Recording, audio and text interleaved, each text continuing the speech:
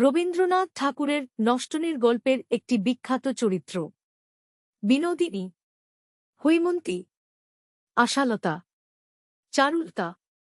উত্তর চারুলতা। রবীন্দ্রনাথ ঠাকুর রচিত কৌতুক নাটক হচ্ছে বৈকুণ্ঠের খাতা, জামাই বারিক, বিবাহ বিভ্রাট। হিতে বিপরীত। উত্তর বৈকুণ্ঠের খাতা। কোনটি রবীন্দ্রনাথ ঠাকুরের কাব্যগ্রন্থ? শেষ লেখা, শেষ প্রশ্ন, শেষ কথা, শেষ দিন। উত্তর শেষ লেখা।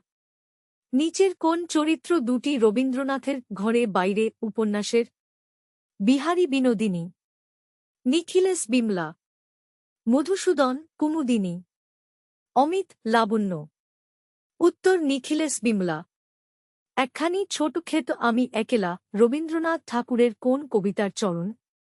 সোনার তরী, চিত্রা, মানসী, বলাকা। উত্তর সোনার তরী।